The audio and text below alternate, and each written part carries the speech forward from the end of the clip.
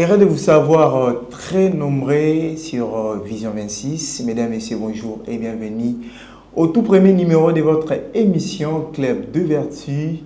Désormais, Club de Vertu réunira dans son sein des intellectuels, des acteurs de la société, des journalistes, des entrepreneurs, afin de parler sur deux sujets liés aux problèmes de la société. Aujourd'hui, au cours de cette émission, mesdames, messieurs, nous allons parler de la maternité précoce entre tradition et modernité avec notre invité sur ce plateau, monsieur Nervi, à qui je dis bonjour, monsieur Nervi. Bonjour, monsieur Glody. Monsieur Nervi, déjà avant d'entrer dans les vifs de notre sujet, vous savez, on a fait un constat, vous êtes congolais, vous êtes aussi quinois. Et avant, c'était vraiment une honte de voir une fille enceinte. Et aujourd'hui, ce n'est pas le cas. Est-ce que vous êtes aussi, vous partagez aussi cette même avis que c'est vraiment, ce n'est plus la honte pour une jeune fille d'être enceinte d'une manière non planifiée ou soit hors le mariage? Est-ce que vous êtes de même avis? Oui, carrément, nous vivons dans la même société, nous sommes tous ici à Kinshasa, on voit ces réalités. C'est un fait constaté qu'il y a une sorte de libéralisation autour un peu de tout ce qui est grossesse non désirée ou des grossesses précoces au sein de la jeunesse, la jeune féminine quinoise de manière particulière, mais aussi ça s'est étendu au niveau de tout le pays. Est-ce qu'on peut dire que ces changements étant un fait qui est lié aux spiritualités ou soit c'est un fait c'est lié à l'éducation parce que avant aussi on voyait des parents qui étaient un peu rigoureux, qui s'occupaient de leurs enfants et puis aujourd'hui ce n'est pas le cas. Est-ce qu'on peut dire que c'est lié à l'éducation soit à la religion? Ouais, c'est lié un peu en partie à tout ce point-là. Il y a la religion qui en est aussi responsable d'un côté. Parce que déjà avec la religion, on a vu, il y a un peu le fait que la religion nous a un tout petit peu poussé à délaisser nos us et coutumes quelque part, si vous regardez bien la religion. Et c'est aussi l'un de ces facteurs. Et il y a aussi la question de l'éducation aujourd'hui. C'est vrai ce que vous avez dit. Avant, quand on était quand même tout petit, on avait des parents qui étaient très rigoureux en termes d'éducation. Mais on voit un peu petit à petit que les années avancent.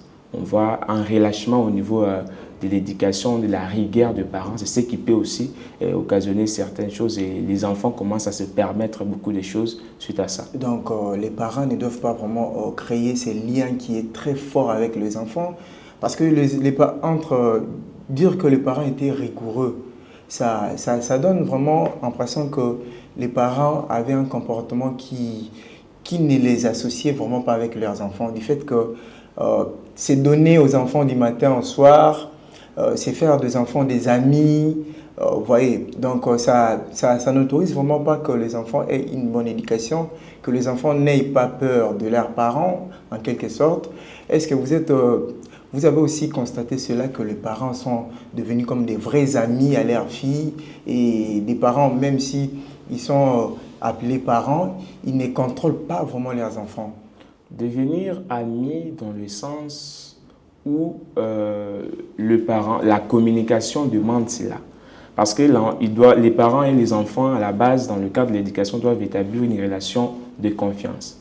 Oui. Et pour établir cette relation de confiance, on doit être au même niveau. Mais dans cette relation de confiance-là, il y a des sujets tabous tels que le sujet du sexe, le sujet concernant la relation sexuelle, ce qui fait en sorte que les enfants découvrent ce qui est du sexe en dehors de la maison et d'une manière un peu biaisée.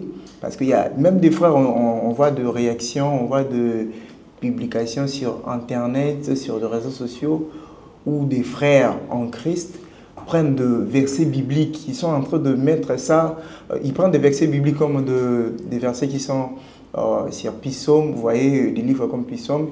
Ils prennent ces versets-là comme un verset qui dit que celui qui n'a pas de fils n'a pas la vie. Vous voyez, de tels versets, il y a de ceux-là qui prennent là pour aller draguer ou soit avoir des enfants avec certaines filles. Est-ce que lorsqu'à la maison, cette éducation n'est pas donnée, et les enfants découvrent cela en dehors de la maison. Mais vous parlez de la relation entre papa et soit maman avec sa fille. Vous ne faites pas allusion de cette éducation sexuelle. De quoi parlez-vous juste? Ben c'est ce que je parle, que à la base, dans la société congolaise de manière générale, cette relation ne se fait pas vraiment ressentir. La relation, je dirais, amicale entre parents et enfants. On est beaucoup plus dans un rapport de force où il y a un qui est supérieur, qu'on connaît déjà à la base que non, le parent est supérieur, mais même dans le fait, dans le geste, le parent est toujours autoritaire. C'est qui crée un fossé entre l'enfant et le parent. Alors, si la relation amicale n'est pas établie, l'enfant sera très réticent de se confier, par exemple, sur des questions vraiment très intimes, peut-être avec ses parents, sa maman. Par exemple, une fille de se confier à sa maman, elle aura peut-être peur, vu les réactions de la maman qui ne veut pas non plus avoir un peu des affinités très proches. C'est ma fille, on peut parler de tout et de rien, mais c'est un fait qui n'existe presque pas. Ce sont des cas rares. Et aujourd'hui, c'est ce qui occasionne beaucoup de dérapages. Parce que l'enfant refuse de se confier à ses parents. Il part, par exemple, se confier peut-être à une grande sœur de la vie, une amie. Et si l'amie ou la grande sœur n'a pas une bonne influence sur l'enfant, eh bien, elle va l'aider à se dérouter, en fait. Vous parlez exactement de la confiance. Vous savez, il est un peu difficile très difficile même, surtout dans des milieux un peu reculés, pour un parent de s'occuper complètement de sa fille. Vous verrez qu'il y a des filles qui répondent à leurs parents que vous ne m'achetez pas des habits, des sous-vêtements, et vous voulez que je reste à la maison. Avec quoi je veux me vêtir? Est-ce que là aussi, on voit qu'il y a une part qui est liée au pays, à la sécheresse? Est-ce qu'on peut dire que ces enfants-là font cela parce qu'il y a la sécheresse ou soit c'est juste une mauvaise éducation? La situation socio-économique, c'est un fait. Mais cela ne veut pas dire que parce que la situation socio-économique n'est pas bonne, que les enfants doivent avoir cette liberté d'aller maintenant se débrouiller. Et à la base, le parent, quand tu décides de fonder une famille, il faut être quand même conséquent, de répondre aux besoins de ses enfants. Mais c'est aussi l'éducation. La manière d'éduquer ses enfants, c'est aussi très important. Le fait d'apprendre à ses enfants de pouvoir se suffire, par exemple, de ce qu'ils ont, par exemple, d'éviter tout ce qui est un peu de prétention et tout ce qui est jalousie, ça pourrait aider. C'est aussi dans l'éducation que ça se passe. Moi, j'ai vécu, nous tous ici, nous ne sommes pas la grande majorité issus des familles aisées. Nous sommes ici de familles modestes. Mais il faut voir comment chaque famille arrive à éduquer ses enfants et à intégrer les valeurs morales dans cette éducation. Il y a des familles qui ne vivent pas bien, mais il y a des niveaux. Oui. Il y a des niveaux, il y a ces familles-là qui n'arrivent même pas à manger. Vous voyez, c'est pas dit que quand vous n'avez pas peut-être la capacité d'acheter l'abonnement, que vous voyez votre souffrance est égale à celle des autres, mais il y a de ceux-là qui ne voient même pas un pain.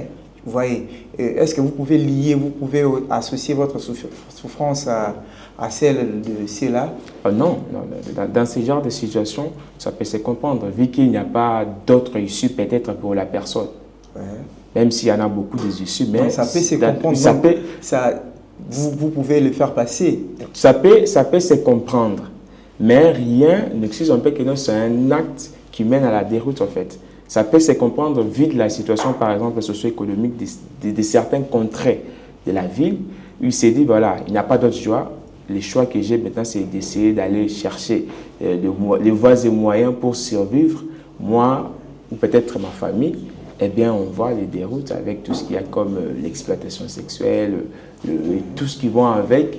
Ils se donnent. Il y a maintenant du côté des hommes aussi qui en profitent. Ils se disent que non, la fille ou la femme peut-être est en situation de faiblesse et en contrepartie, par exemple, de vivre, pas forcément de l'argent, de vivre, il peut obtenir ou abuser de la personne et la personne n'aura pas d'autre choix que d'accepter ce genre de propositions.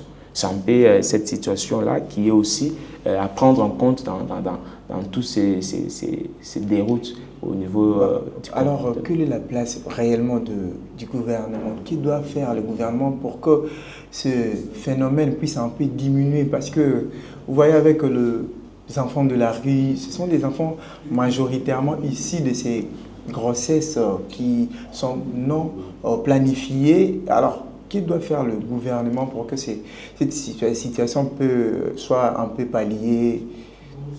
C'est une question complexe à la Très base, complexe, hein. mais il y a des choses en paix que tout le monde voudra, c'est par exemple la création de l'emploi. C'est l'une des choses que tout le monde pourra, à vue, première vue d'œil, préconiser au niveau des gouvernements, d'essayer de créer des emplois. Peut-être enseigner l'entrepreneuriat depuis Oui, l'école voilà, humanitaire. intégrer le cours d'entrepreneuriat déjà au niveau de l'école primaire, par exemple, pour que déjà les enfants de le bas âge apprennent à entreprendre et en fait grandissent avec cette philosophie qu'il faut entreprendre. Parce qu'aujourd'hui, même dans des universités, ça fait des années pour qu'on puisse intégrer les cours d'entrepreneuriat, même dans des universités, chose qui est grave.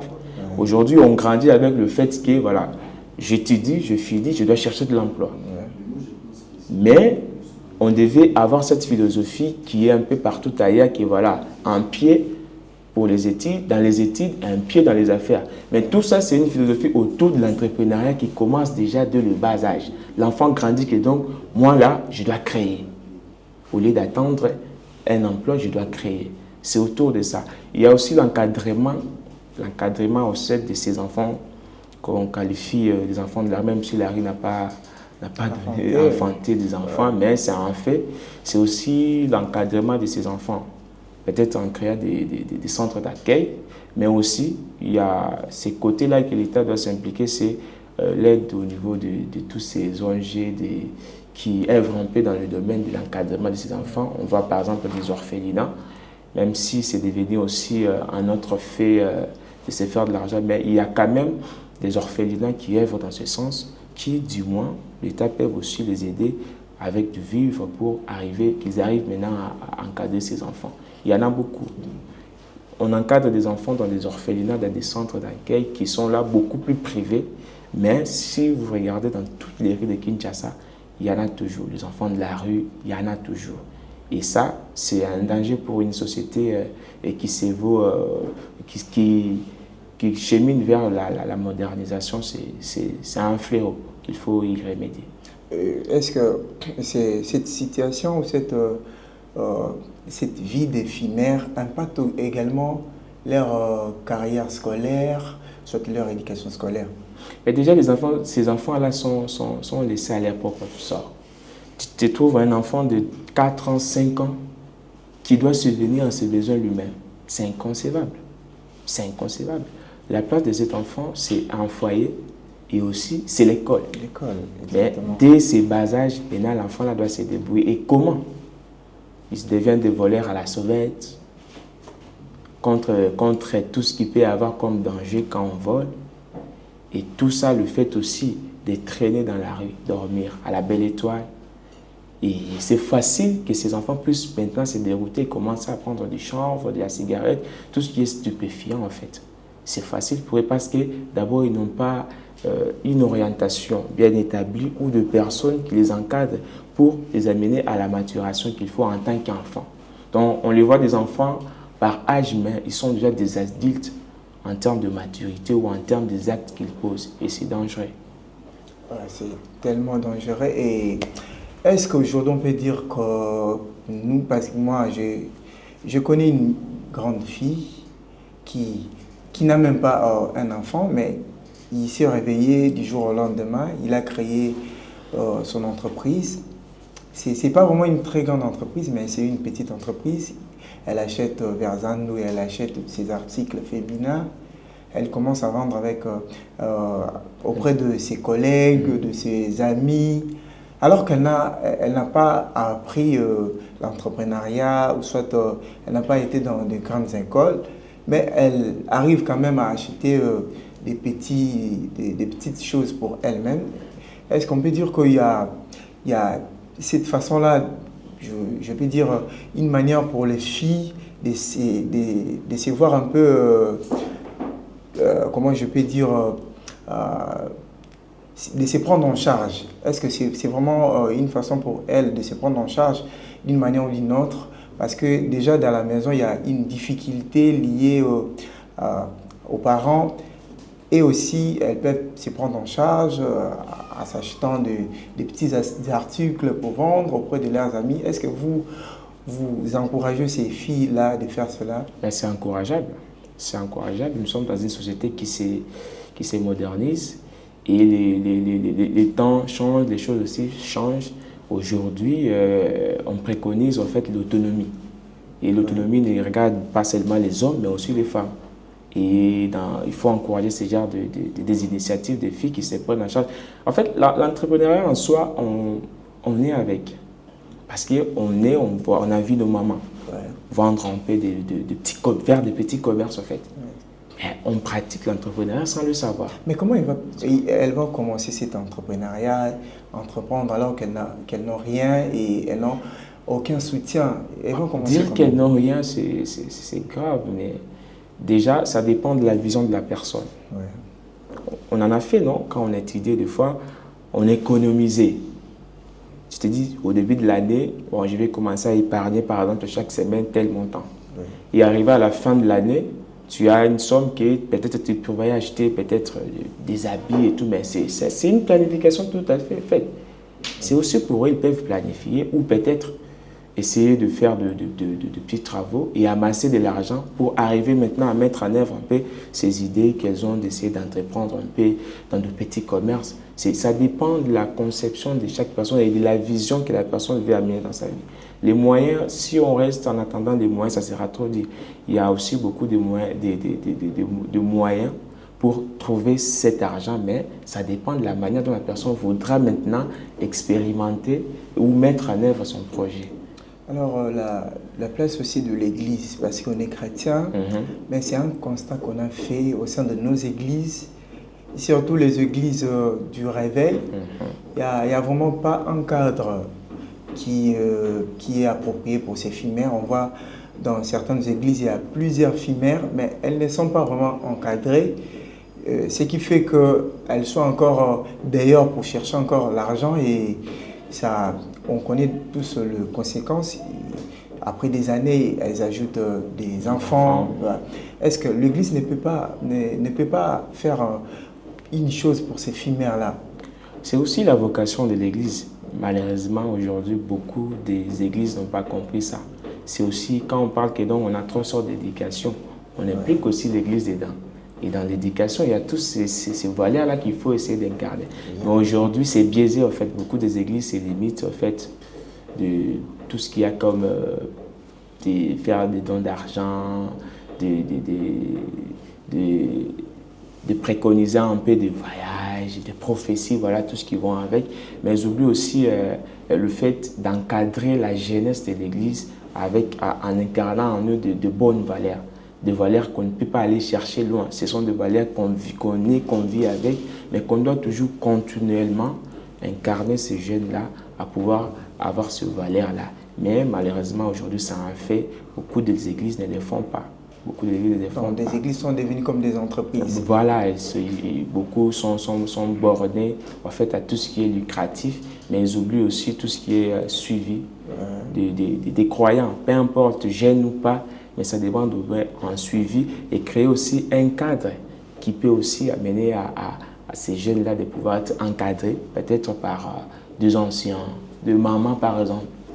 Mais c'est que moi, je puis constater dans certaines églises, il y a des sanctions liées, soit des sanctions sur ces actes. Si, par exemple, vous êtes un garçon, vous arrivez à engrosser une fille, hors le mariage, vous serez sanctionné.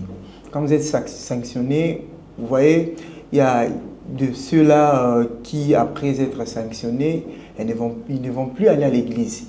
Ils sont partout pour chercher de l'argent, alors que l'église pourrait au moins conduire, soit guider ces jeunes-là dans l'entrepreneuriat, ou soit dans des entreprises. Il y a aussi des églises qui ont créé des entreprises privées. Pourquoi on ne voit pas des frères qui sont dans l'église, dans ces entreprises-là? Est-ce qu'il y a là-bas, on doit faire allusion à la connaissance, ou soit c'est juste une question de quand tu mets au monde, tu dois chercher ailleurs? En fait, ce qui s'est fait, c'est juste que donc, au départ, on a prévu des sanctions, mais avant l'arrivée des sanctions, il n'y a pas de cadre qui aide ces jeunes-là à les sensibiliser. C'est par exemple, on te dit que donc, si tu fais quelque chose, on va te punir. Mais on ne te dit pas que non, pour éviter de faire quelque chose, il faut se tenir comme ça, comme ça, comme ça. Exactement. Donc quand ça va arriver, tu vas le faire, les sanctions vont arriver, tu dois t'en foutre en fait. Tu peux peut-être laisser, tu peux te dire que non, on s'en fout de toi. Parce qu'on t'a laissé faire, on attendait que tu puisses trébucher pour te sanctionner. Si mentalement, tu n'es pas fort, beaucoup les font. Ça arrive, il fuit l'église et il part chercher ailleurs et tout ça. C'est aussi un fait. C'est pour cela que je dis que non, les églises doivent créer ce genre de cadres d'accompagnement, de suivi de la jeune. Même si tu es déjà, je ne sais pas moi, tu encadres, mais tu as toujours besoin du mentorat. Même si tu es un frère, tu chantes, tu encadres, on doit toujours te mentorer parce que tu dois évoluer, tu es aussi humain, tu es faillible aussi. Et si tu es encadré, toi-même tu vas reconnaître que non, bon, là, j'ai fauté. Et de manière consciente, tu pourrais revenir. Mais lorsqu'il n'y a pas de suivi de l'encadrement, lorsque tu tombes dans le piège, tout ça, tu vas te dire que voilà, ils attendaient que tu puisses tomber pour te sanctionner. C'est pour ça que beaucoup cherché ailleurs et très souvent, ça finit mal en fait. Très souvent aussi, on voit sur les réseaux sociaux, il y a de jeunes filles enceintes qui se prennent des photos, qui font des vidéos avec leur grossesse. Est-ce que ça impacte aussi, ou soit cela a aussi une influence sur ces jeunes filles qui sont à la maison, genre que moi aussi je voudrais être comme cette fille? Et est-ce qu'on peut bannir ou soit contrôler ces réseaux sociaux d'une manière un peu minutieuse, en fait que cela ne se reproduise plus? En fait, déjà en termes d'influence, ça influence. Aujourd'hui, avec la prolifération de tout ce qui est réseaux sociaux, eh bien, beaucoup de filles sont influencées par ce qu'ils voient. Et qu'ils voient plutôt devant leur téléphone portable, leur tablette, ils voient leurs aînés, si je peux le dire comme ça, qui se la coule douce, la vie en rose. Ouais. Mais ils oublient que derrière beaucoup des apparences, il se cache beaucoup de réalités. Et c'est pour ça beaucoup, en voulant imiter ce qu'ils voient, tombent aussi dans des dérives. On en a vu ici avec beaucoup de situations qui sont passées ici avec des influenceuses, tout ce qu'il y avait avec la saga de kidnappeurs où on a roulé des filles parce qu'ils avaient besoin de l'argent et de l'argent facile. Ça peut te mener à beaucoup de choses. Mais la question de réguler les réseaux sociaux, cette question, c'est une question substantielle en fait. Ça demande beaucoup de choses. C'est d'abord l'État lui-même qui doit réguler le média. Mais il y a déjà des choses qui ont été établies. On ne doit pas entrer dans ce débat. Il y a la loi du numérique qui est là, mais qui souffre d'abord de promotion et aussi d'applicabilité. Parce que cette loi-là regroupe beaucoup de choses aujourd'hui pour essayer de contrôler en fait, les flux médiatiques. Mais malheureusement, comme pour beaucoup de lois qui existent, il n'y a pas un suivi, il n'y a pas une vulgarisation et aussi, beaucoup de personnes ne savent pas que ça existe.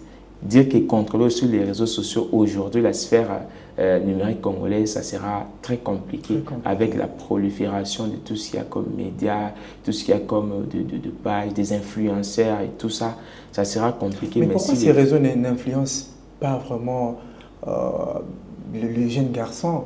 Ils savent, les jeunes garçons sont vraiment conscients de leur situation et ils ne sont pas vraiment influencés par ces réseaux sociaux. Seulement les jeunes filles. Pourquoi? Non. Dire que les jeunes garçons ne sont pas influencés, c'est faire une analyse biaisée. Les jeunes garçons sont aussi influencés. Mais le nombre de filles, des jeunes filles sont un peu élevés. Oui. Mais c'est déjà le fait déjà qu'ils voient que dans tous les cas, ceux qui font tout ce qu'on peut qualifier de dépravation sur les réseaux sociaux sont des filles. Et c'est la question de s'identifier en fait. Tu vois, quand toi tu es un homme, tu fais quelque chose et tu viens me le proposer. J'aurais cette facilité-là de te suivre parce que non, toi, tu es d'abord un homme, tu l'as fait et je peux te suivre. C'est comme ça aussi dans l'influence. Ils voient les filles le faire et ça marche et se disent que nous aussi, on peut le faire et ça va marcher vu que ça marche de l'autre côté. Ce qui amène aujourd'hui beaucoup de filles à la dérive. de suivre tous ces influenceurs. Est-ce qu'on peut pas soit impliquer l'éducation sur le numérique? Vous voyez, dans la maison, peut-être le parent... Ben oui, ça fait l'éducation sur le numérique doit être intégrée, mais tout part d'abord de l'éducation de base. Parce que dans ce flux-là, il y a quand même aujourd'hui ces filles-là qui arrivent à rester indemnes, en fait. Exactement. Voilà. Mais ils n'ont pas fait de la magie. Si on regarde de très près, c'est l'éducation qu'ils ont reçue. Ils se sont appropriés cette éducation. Parce que l'éducation, on peut te les donner. Mais si tu ne t'appropries pas cette éducation, ça ne fait rien. On a vie de famille, tu vois vraiment une bonne famille. Mais il y a quand même un enfant qui est très turbulent par rapport à ses frères. Mais on les éduque tous. Ils ont le même valeur qu'on les incarne. Mais c'est juste question d'appropriation de ces valeurs-là. Et de se dire que non, moi là, on m'a éduqué comme ça. Je dois rester comme ça. Peu importe tout ce qui peut arriver dans la vie, je dois toujours garder ces valeurs-là en moi. Et beaucoup de filles en font aujourd'hui. L'éducation numérique, c'est aussi un fait. Aujourd'hui, on doit l'intégrer. On envoie sous d'autres sur le contrôle parental du numérique. Enfin, que les parents peuvent contrôler à distance tout ce qui est mobile utilisé par ses enfants. C'est bien beau. Tu es au courant de tout le fait des gestes que l'enfant fait. Il y a des limites, par exemple, installées. Donc, les parents ont le contrôle quand même considérable sur ce que les enfants font. Chose qui n'est pas aujourd'hui chez nous. On voit des enfants de le bas âge. On donne des téléphones, des tablettes aux petits-enfants de 3-4 ans. Les choses graves, ce n'est pas vraiment contrôlé. Et quand l'enfant grandit comme ça, et avec le téléphone, on peut tout faire, tout apprendre sans se déplacer. C'est le risque, en fait, que beaucoup de parents aujourd'hui se retrouvent, tu vois, les enfants, ça donne à beaucoup de pratiques, ils se disent, où est-ce que l'enfant a découvert ça? Et tu lui as donné le téléphone. Exactement. Il peut tout apprendre avec le téléphone. D'où l'éducation numérique. Doit aussi, aujourd'hui, les parents doivent s'y pencher. Mais les parents aussi doivent apprendre ça. C'est ça aussi un autre problème. L'éducation numérique. Donc, oui. on peut dire qu'on doit intégrer l'éducation sur le numérique dans des écoles afin que les parents... Oui. Les parents, on doit intégrer ça dans des écoles. Ouais. Pour d'abord les enfants, mais aussi les parents.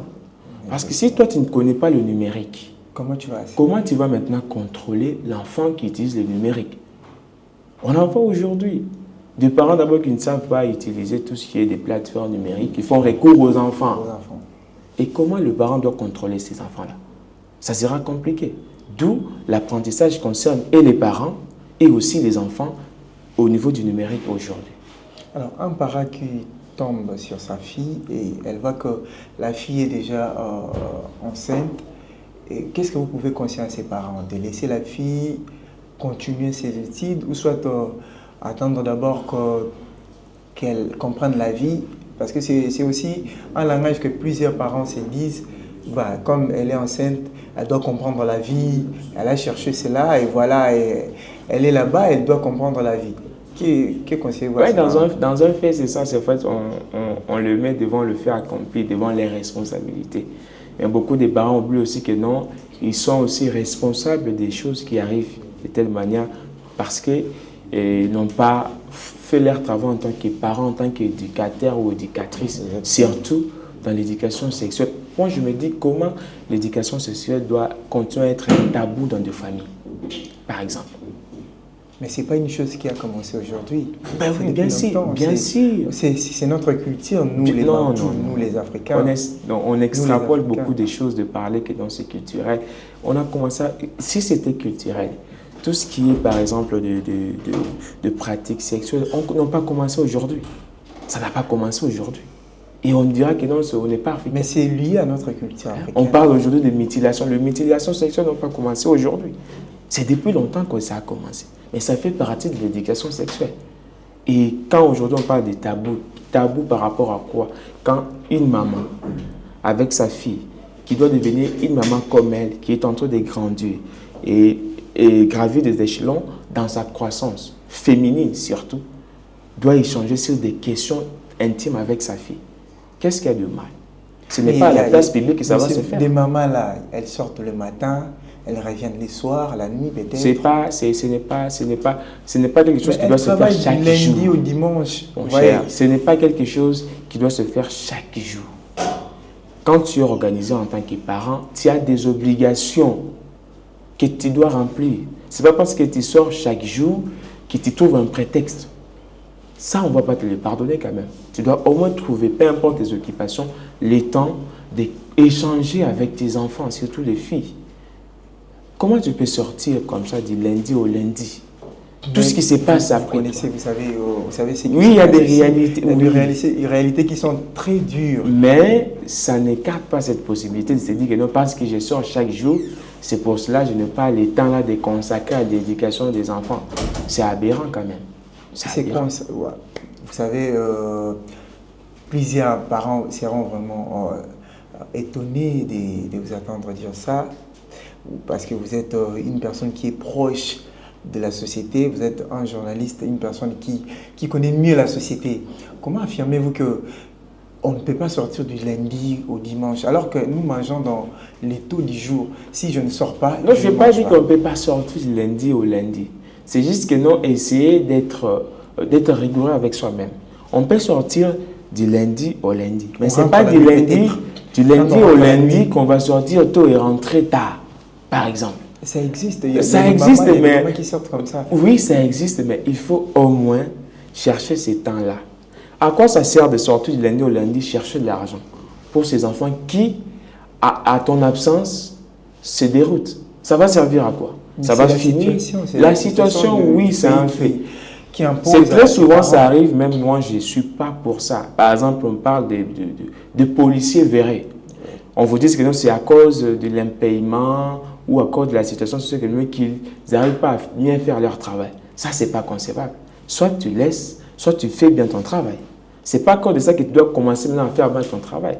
C'est sûr, il y a des faits, c'est un fait, la situation socio-économique n'est pas vraiment viable, mais quand même, en tant que parent, on a des obligations morales en tant que parent. Et on doit au moins faire cet effort-là, d'au moins peut-être une fois par semaine, de consacrer même un petit temps à ses enfants, échanger avec ses enfants. C'est important. C'est important. Il n'y a pas que le matériel dans la vie. Et pour la croissance de l'enfant, il n'y a pas que le matériel en fait. Ce n'est pas pour rien il y a des gens qui disent que non, il y a des papas et des pères. Parce qu'être papa, ça implique beaucoup de choses. Ce n'est pas seulement tout ce qui est financier, mais la présence physique. Tu vois, ça implique, c'est important pour l'enfant. Et comment expliquer un enfant qui est bien élevé à la maison? On voit, c'est là aussi, il y a des enfants qui ne sortent même pas. On est étonné, l'enfant part à l'école avec dans la voiture de son père.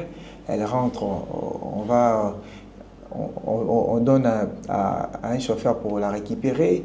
Et on est étonné de voir cette fille enceinte. Qu'est-ce qui se passe? Il y a quoi? L'enfant qui ne sort pas, qui reste à la maison du matin au soir, qui reçoit aussi une très bonne éducation, mais on voit à la fin, elle est enceinte. En fait, on a un peu cette tendance de dire que lorsque vous êtes né dans une famille riche, tout est riche, y compris l'éducation. Non, l'enfant peut être né dans une famille riche, mais peut avoir des problèmes d'éducation. C'est ça qu'on parlait même aujourd'hui, tout ici, il y a quelques minutes, sur le fait que les parents sortent. On en voit aussi même avec des diplomates. Tout le temps en voyage et tout, mais l'enfant, sa diplôme, l'enfant a tout. L'argent, le vivre et tout, mais il y a un problème en termes d'éducation. Et cette éducation-là, des fois, même si on est riche, ça ne se donne pas bien. Il y a cette problématique de communication avec les enfants, surtout les filles.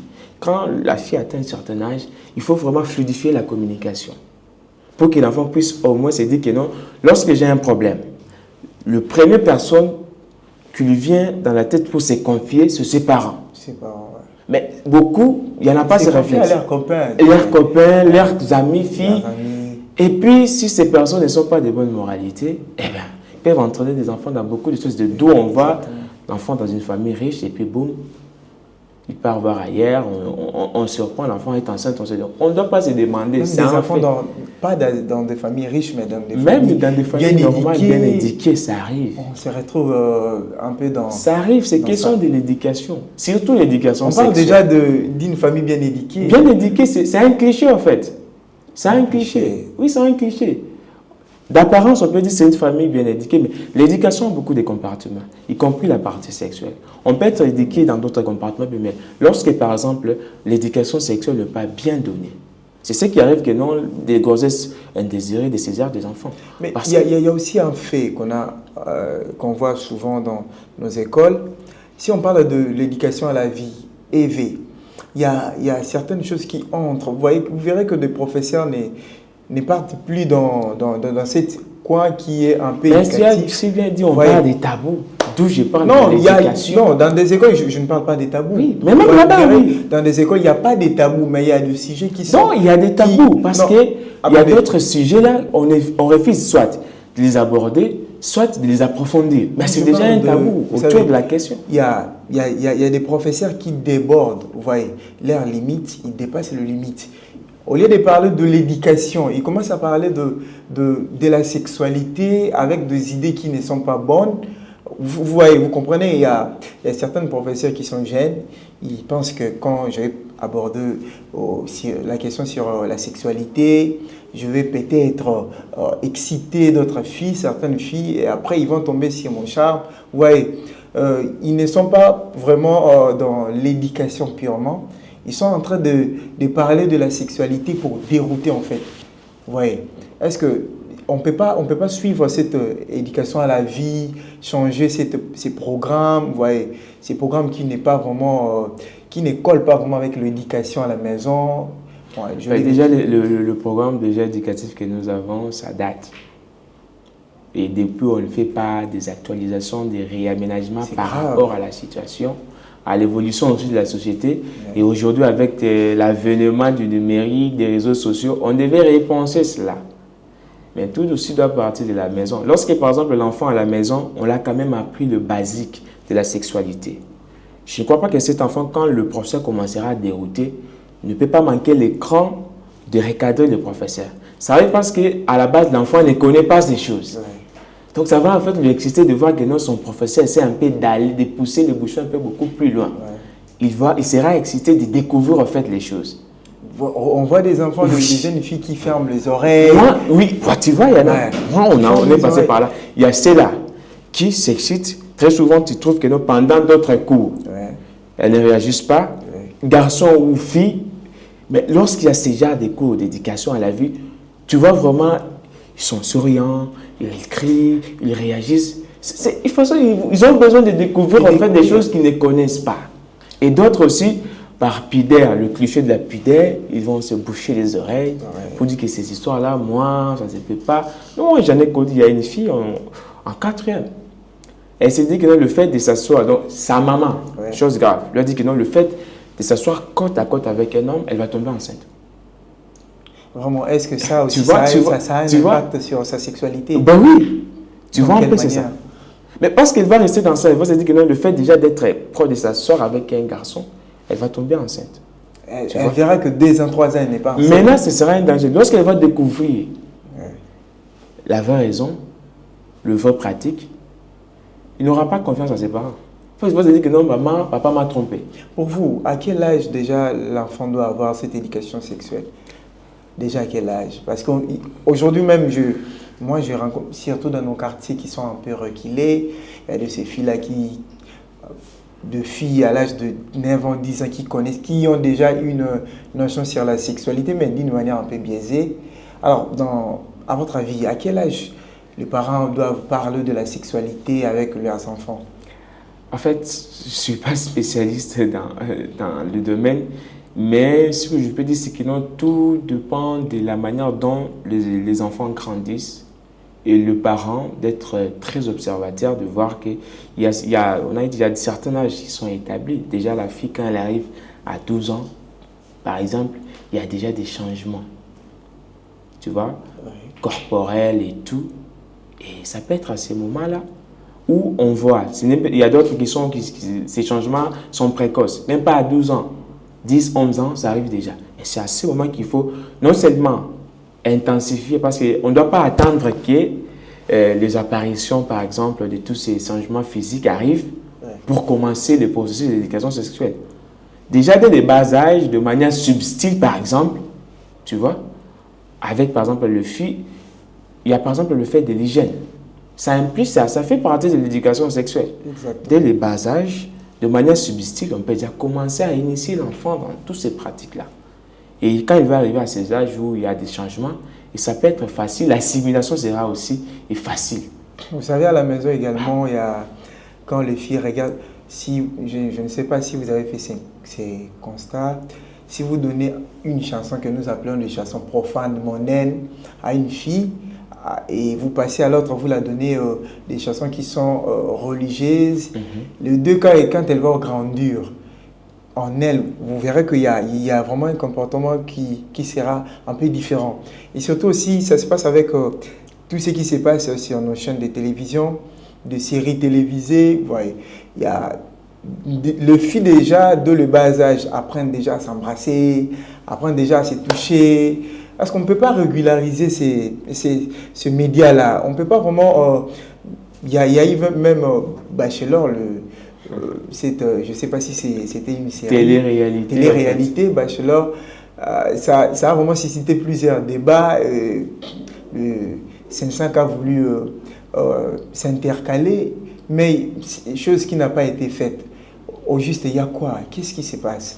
On peut dire que ces médias-là nous donnent un peu beaucoup d'argent par rapport... ces médias-là sont vraiment importants par rapport à l'éducation, comment? Je ne suis pas sûr qu'ils soient importants par rapport à l'éducation. Il y a la question de régulation de médias, c'est une question épineuse. On a le SAC qui devait faire son travail en tant qu'autorité de régulation de médias, mais c'est un grand travail. Il y a le ministre de la Communication qui parlait que les processus avaient déjà commencé avec la fermeture de beaucoup de chaînes et tout ça. Mais ce n'est pas ça qu'on devait faire.